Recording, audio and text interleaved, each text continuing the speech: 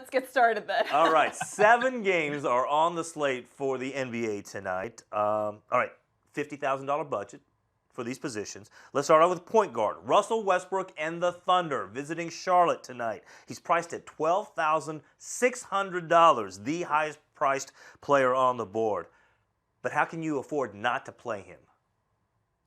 You know what? I'm going to pass. And I know that was your lead in going out of the last segment, but it's just too expensive for me. I know he's a triple-double machine. I know he's averaging almost 64 DraftKings points a night, but you really, really leave yourself vulnerable in the other positions. You have to think of what adding Russell Westbrook to your lineup does to the other positions.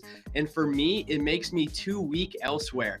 So I will not be using Russell Westbrook. And I almost hate to admit this, but more often than not, I'm going to pass on him to be stronger elsewhere. Wow. So do you hope he gets ejected without an assist?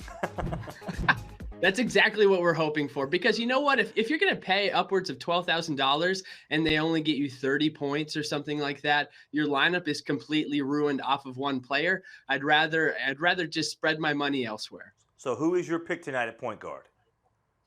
You know what? Giannis is somebody that if you do want to pay up and you have the extra money, he's somebody that can attain the same amount of points that Russell Westbrook does, but you're going to get him for, I think, more than $2,000 cheaper. It's going to strengthen the rest of your lineup. So I'll go with Giannis at point guard. Still expensive, but not outrageously expensive like Russell Westbrook. I love that pick, especially against the Knicks defense. We've heard Jeff Hornacek say that he's concerned that his team doesn't have the talent to play adequate defense. And so with that in mind, and he had a 73.3 fantasy point performance against Chicago in his last outing. So that seems like it's going to be a big night for Giannis Antetokounmpo tonight for the Bucks.